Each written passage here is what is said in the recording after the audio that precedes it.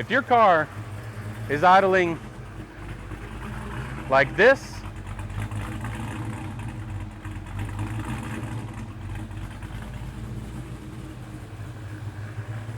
or doing that,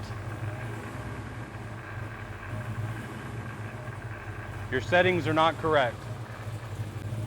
They need to be adjusted, and we're going to talk about that just a little bit. Hey guys, Gordon with Scoggin-Dickey, and today we're going to talk about Hemi, and specifically, we're going to talk about idle tuning. We get a lot of phone calls from tuners across the country that basically tell these customers that that's as good as it's going to get, or these things surge with idle, lope with idle. There's a lot of characteristics that come with a choppy cam and with a bigger throttle body that many people don't know how to account for on a Hemi, and that's what we're going to talk about today. In order to understand how a Hemi idles, you have to understand PID control. PID control is a control system that is calibrated using all sorts of variables, from engine friction to airflow to air density to lots of different variables depending on the car, the truck. It's four-wheel drive, it's two-wheel drive. There's lots of things that go into PID control calibration. But what we're going to do is we're going to talk about the individual terms. You got proportional, integral, and derivative. And in order to understand it, I'm going to try to simplify it. And the way I'm going to try to simplify it is with a football analogy. So let's take this football, and let's say that we want to kick the football. Every time we want to kick the football, we want the football to go exactly 50 feet in the air. 50 feet would be your target RPM. The football is RPM in the analogy. So if we kick the football with a certain force, we want to get to 50 feet. We don't want to overshoot it to 52. We don't want to undershoot it to 47. We want to get it to 50 feet. So that takes a certain amount of force based on all the other factors around it. So that is P term. It is what does most of the work. Now we're going to talk about integral. Integral is the change in error between what is commanded and what the actual is over time.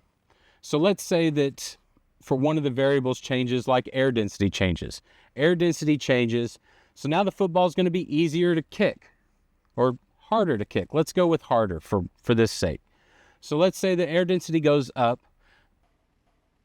and every time we kick the football, we're still kicking it with the same force that we calibrated earlier, but now it's only going 48 feet. Well, in order for it to make the change, it has to see that it wants another 2 feet during this certain variable or whatever. So the integral is going to make the change for the 2 feet that it's not making it there for the other variable change. So what integral is your change over time.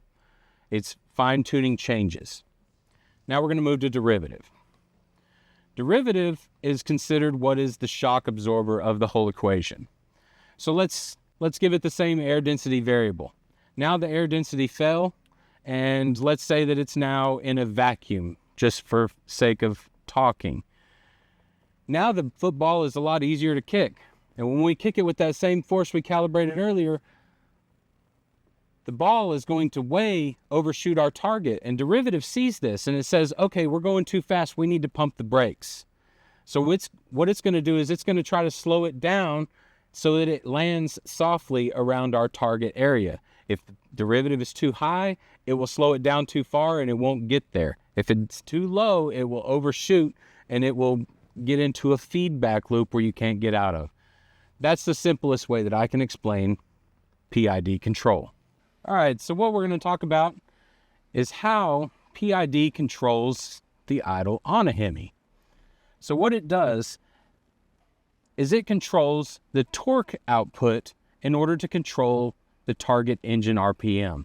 And what you can see here is I have changed both proportional terms in the throttle and the spark.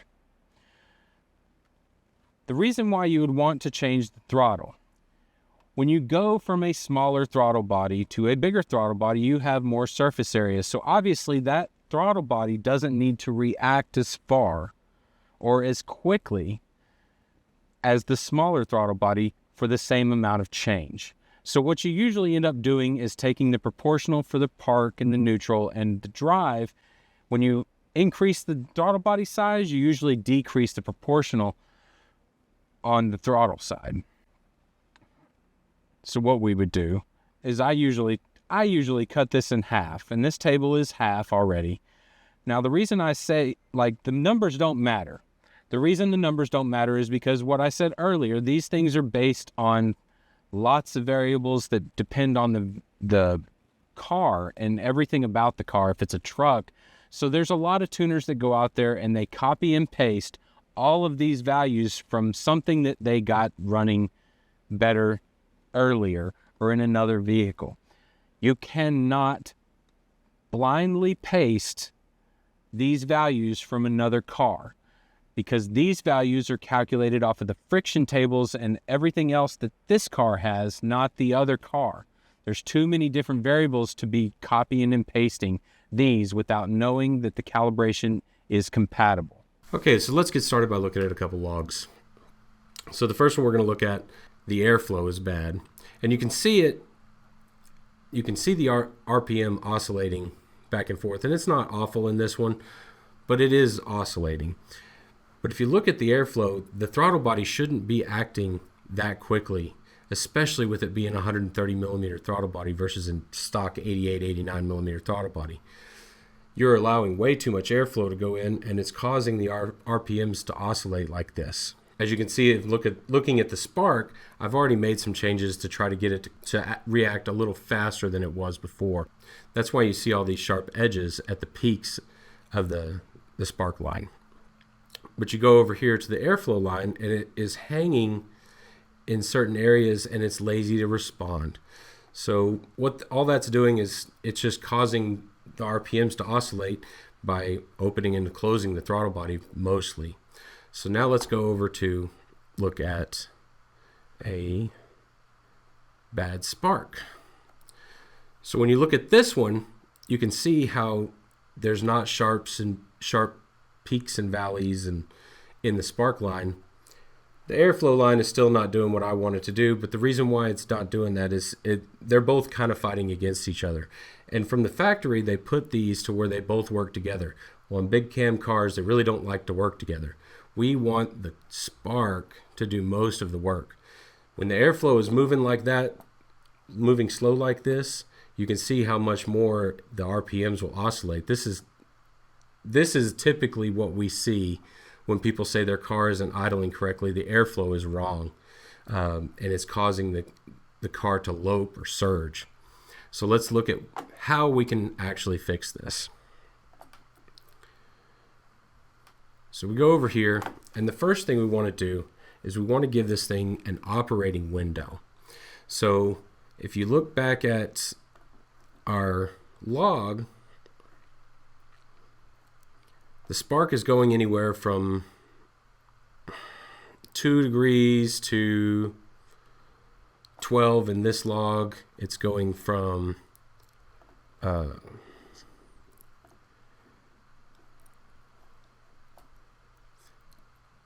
spark is going from 2 degrees to 12 degrees in this log, and it's going from looks like 2 degrees up to about 20 degrees, I know, in this one. So this one is actually pretty close to correct. But let's go over here to a good idle log. And what you'll see is that now we have the throttle is at steady state and the spark is doing a lot of work. But you look at the RPM, and the RPM isn't moving. RPM is going up and down, maybe 25, 30 RPM. That's pretty normal, especially for a choppy cam. This cam doesn't have very much overlap, so it's actually quite low on vacuum and everything else. So this one doesn't usually like to idle like this, so the spark has to do quite a bit of work to keep it that way. And I like that the throttle is steady state. Now that we looked at the logs, let's take a look at how we got there. So what we need to do is we need to give the spark an operating window. So first, let's talk about the minimum set point, which is basically where the car is going to try to idle, the medium or the middle point. And this table is not defined in all Dodge ECMs. It is in most of the later GPEC 2A controllers. And as you can see, this is your minimum, it says minimum spark table. Basically, this is where your idle point is. This is where my car likes to idle. The midpoint is around 9, as you can see in this log. So this thing can go anywhere from, 0 to 12 degrees. Really just depends on where the cam or whose cam it is and how much overlap the cam has, basically, and how much vacuum it is. It's just like setting your timing on a distributor. It really depends on what cam's in the car. So the second thing we want to do is we want to set a bottom, or the bottom of the window. That is in this minimum spark tab right here, 44,679. As you can see, I've got mine set to 2. Most of the time I just zero this out. For some reason my car doesn't like it at 0. It likes it at 2, so that's where it ended up.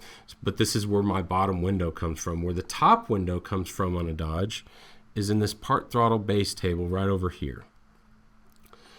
So part throttle base table, if you look right here, 768 RPM, probably in this area of the air charge, we've got 21, 22 degrees. So we've got our minimum over here, we've got our maximum, and then we've got our middle. So this is basically, now we have our timing window set. So it's not going to go over or under this.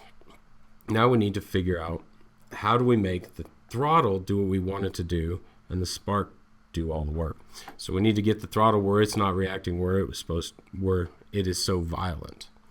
So the first thing we're going to do is we're going to go over here to the idle tab.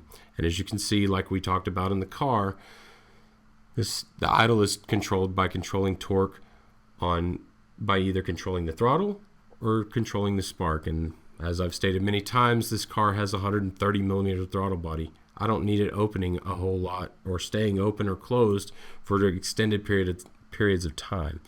I really want the throttle body to be at a steady state. So how do we do that? So proportional, as we explained in the PID part of this, proportional does most of the work. So if your proportional is too high, it will open or close the throttle body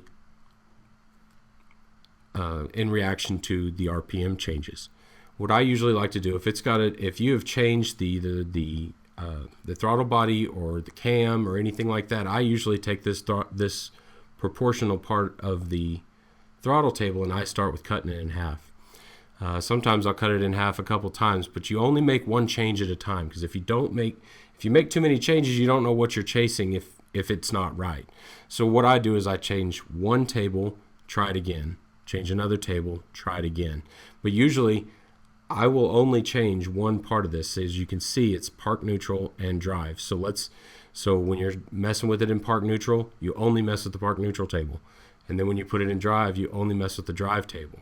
Don't do the proportional table here and the proportional table over on the spark side. So now that we've taken half of the work away from the throttle body, we want it at steady state. We got to give the spark some more of that power in order for it to be able to react faster. So again, with the proportional table, so take this one and multiply it. So a good rule of thumb, and this is just the way I do it, there's lots of ways to do this stuff, is whatever I take from this table, I add to this. So if I took 30% out of this table, I'm going to add 30% back over here. It works that way. The math is not always the right way to do it, but it works. Like I said, like I said before, there's really no way to accurately calibrate this without knowing every bit of details of everything. So you're really kind of trial and erroring this. That's why the blind copy and paste of this stuff from car to car doesn't work. So like I said, and these numbers don't matter because it's a different vehicle than what you're working on, I'm sure. So like I said, cut these tables so that it's not doing all the work, and multiply it back to the spark table so that it is doing all the work. If you got any questions, comments, comment below, shoot us an email. Happy to help as much as I can, and thanks for watching.